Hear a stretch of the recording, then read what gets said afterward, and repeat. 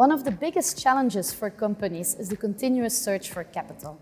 Especially in market circumstances that are a bit more uncertain, money tends to become a bit more sticky, meaning that investors have become more cautious and more risk-averse, tightening the capital availability so that less money becomes available, especially for new investment opportunities. We have two industry captains here with us today who share their views on raising capital and the challenges for tech companies.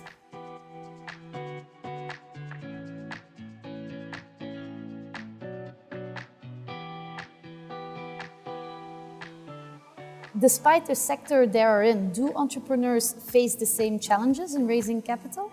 So what I see on a day-to-day basis are a lot of startups and startups going to the scale-up phase. So they do face the same challenges, notwithstanding the sector they are active in. So their cash management is obviously an issue, finding the next investors, recruiting talent, retaining talent. So they do all face the same challenges.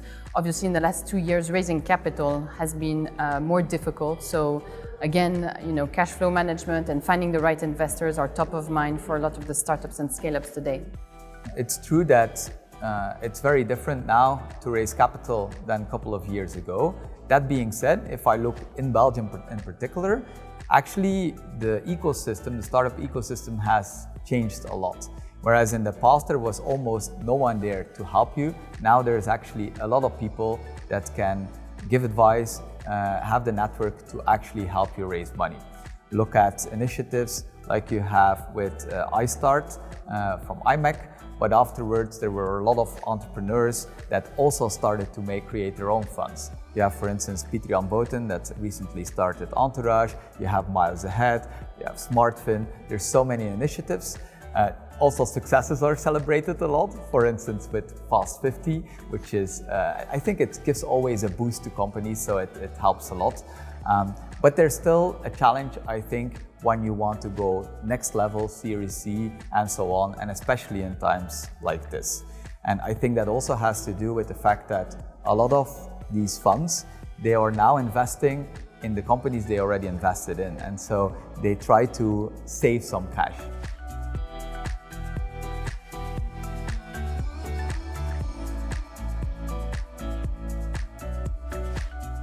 In current times, money tends to become more sticky, meaning that investors become a bit more cautious or risk-averse. What's your take on this? In the last 2 years, it's clear that the ecosystem for entrepreneurs, the financing ecosystem, has changed dramatically. It used to be a lot of growth at all costs, and now a lot of investors focus on profitability.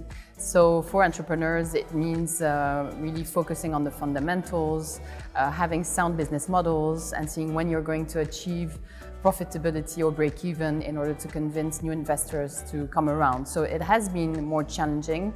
Nevertheless, I feel that in recent years there had been a lot of investors in the venture capital space that arrived because it was a trend, because it was a hype, and now they're gone, which is great for both entrepreneurs and investors. There's less noise around, so I think if you really have a great team, a scalable business, good metrics, I think that you can still find the money. It takes probably more time, you have to be resilient, but it is a great time for investors actually to back these entrepreneurs. It's a more balanced market for everyone around, I think.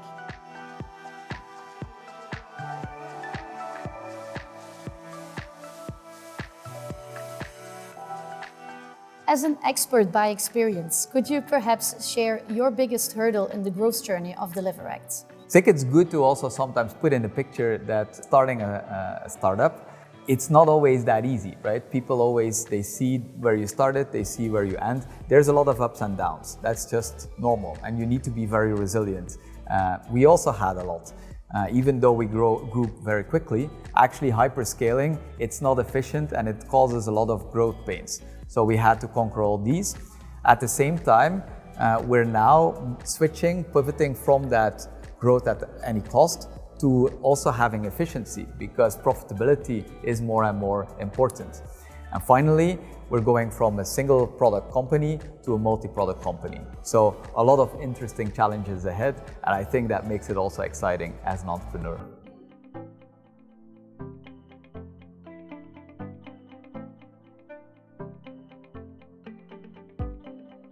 What could and should we perhaps do in Belgium to further improve the ecosystem for Belgian tech companies so there's an environment there where they can really blossom in? So I told already about a lot of the capital that is there. I think there's also a lot of events that allow you to network and get to know some of these entrepreneurs.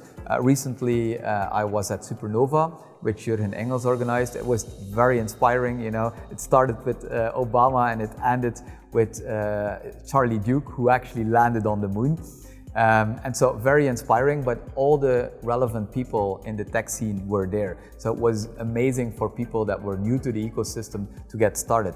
And I think if politicians just let the entrepreneurs do, you see, we're on the right track.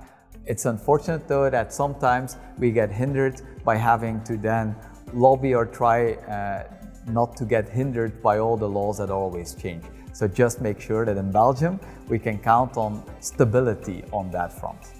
What's positive is in the last years, we have really seen the emergence of a Belgian tech ecosystem, which I think is excellent news. We see a lot of events around, a lot of new associations that are trying to involve different groups north and south of the country, and I think that's a great sign for the ecosystem.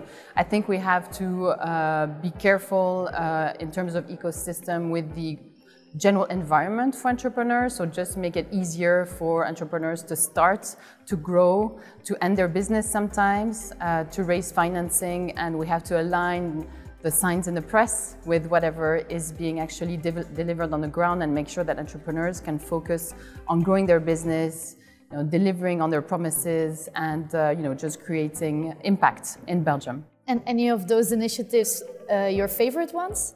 Well, I think one of the key issues that is also being discussed at European level are, for example, stock options. We know that especially for scale-ups, attracting and retaining talent is of paramount importance.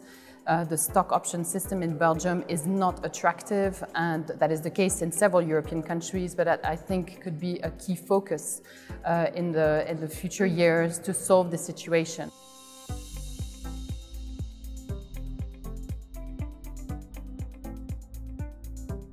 There are many critical factors that entrepreneurs should take into account when raising capital publicly or privately.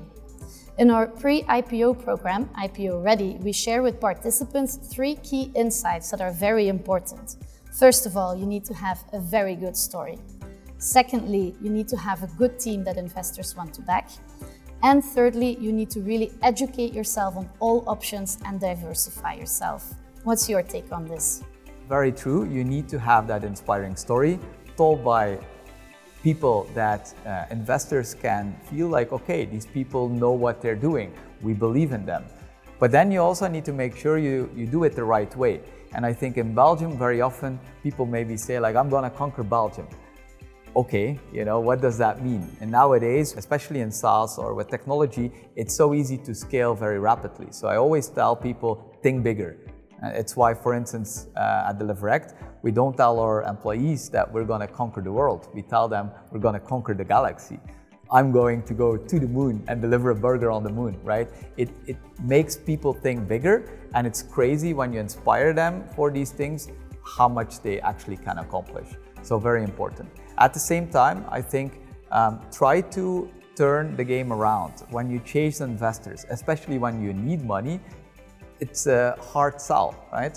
But if you talk to them and you tell them what you're doing and what you're going to do, and you actually deliver on them, that's when they will want to invest in you. And especially if you then tell them like, okay, I've done what I said I would, now I'm going to open a new market or I'm going to launch a new product that is really going to accelerate my growth. That's what investors want to invest in. They want to hear that they're going to actually make what already works even better. One thing that is important, especially for tech entrepreneurs at the moment, I think, is to keep your head up. Innovation is going so fast, it's accelerating so fast that I think, as a CEO, we tend to be, of course, 200% in our business, trying to drive operational excellence. But I think you have to keep your head up, get inspired, go to events, speak to peers, and really see, what's coming next, because It might be different from month to month, new technologies, new players.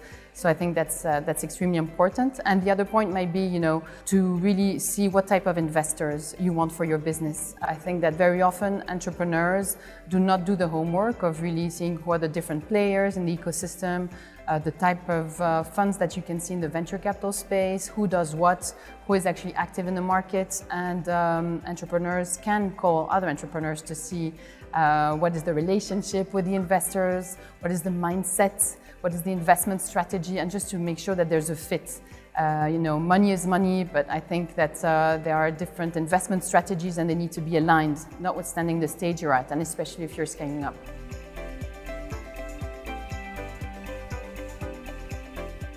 And as a conclusion, if you could give one key advice to entrepreneurs, what would that be? It would be to focus on your customers. I think more often than not, we talk a lot about raising funding, finding capital, which is great, but actually finding your first customers, your first paying customers are really key to moving the business forward and to convincing investors to invest. So finance is only a catalyst to what you're trying to achieve. So I would recommend really for entrepreneurs to focus on your customers. They're the best support for the growth of your business.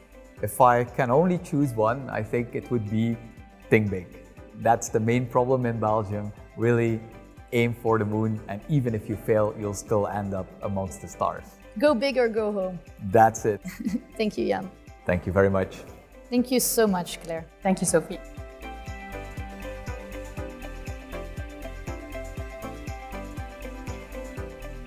In this video, we have delved into the personal experiences and fascinating insights, both from entrepreneurial side as investor sides regarding fundraising.